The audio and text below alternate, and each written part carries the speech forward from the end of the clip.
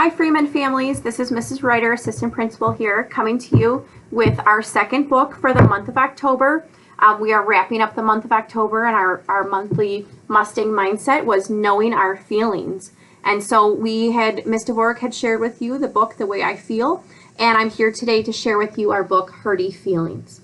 So I'm going to go ahead and share this with you, and then we'll talk a little bit about our Mustang mindset that we've been focusing on. So this is Hurty Feelings by Helen Lester.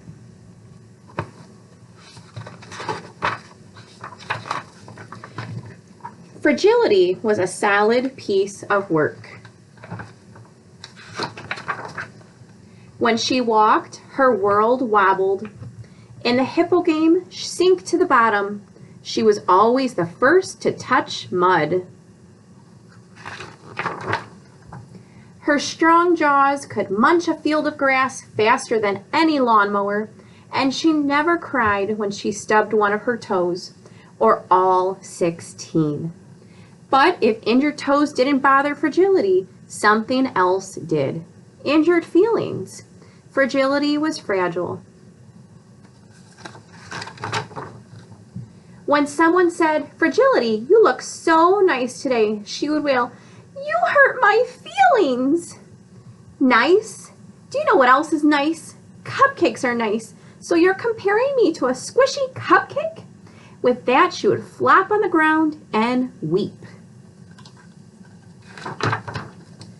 Or if someone said, "Fragility, you have such wonderful sturdy legs," she would wail, "You hurt my feelings." Sturdy legs? Do you know what else has sturdy legs? A piano has sturdy legs. So you think I have piano legs? And flop, she'd go weeping.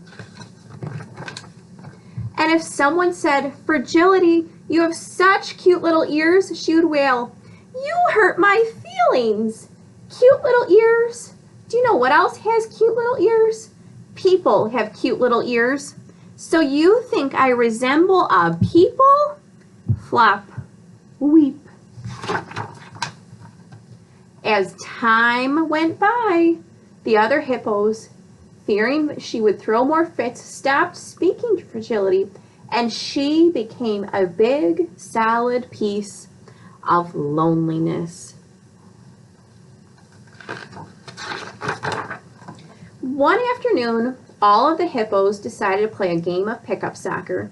Fragility had chomped the field to perfection. She stood solidly in the goal, making save after save after save. All was going well until Rudy appeared. And Rudy had an appropriate name, for Rudy was extremely rude. "I'm going to eat your goal," he announced. "For me, lunch." The hippos gasped in horror. "Step aside, big solid thing," Rudy bellowed at Fragility. "You're blocking me lunch. I'm hungry and I don't have all day." Fragility was frightened, but she was a solid piece of work, the protector of the goal, and thus she stood her ground. So Rudy, who knew of Fragility's fragile feelings, decided to dissolve her with insults.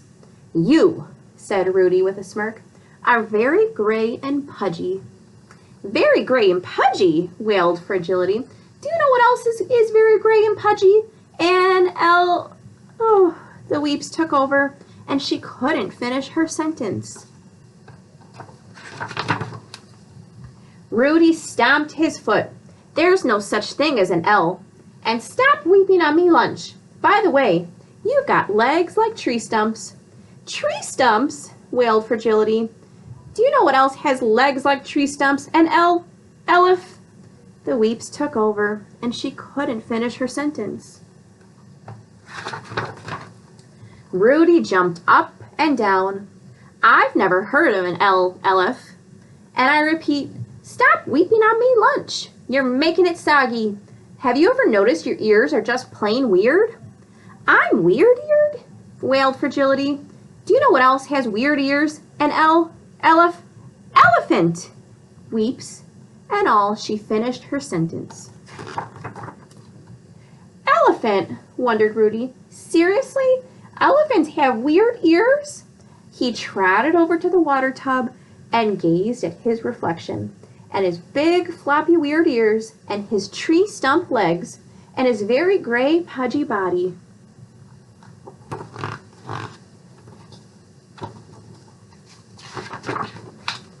Then he trotted back, flopped in front of the goal, and wailed, "You hurt me feelings!" Seeing the big bully in such a state, Fragility couldn't help but feel sorry for him. She brought wet washcloths to soothe his red eyes and tissues so he could blow his trunk. Then she cradled his head and cooed, "There, there, I know just how you feel." In time, Rudy calmed down, and he did not eat the hippo's goal. He said he'd be back soon to cheer them in their game. But first, I'm off for me lunch, a nice salad. As he lumbered away, Rudy called, "Fragility, you're a solid piece of work." "Solid piece of work," she cried. "Do you know what else?" And then she stopped short, smiled sweetly, and said, "Why, thank you." So in the end, Fragility and Rudy really worked on making sure that they were nice to each other and not hurting each other's feelings.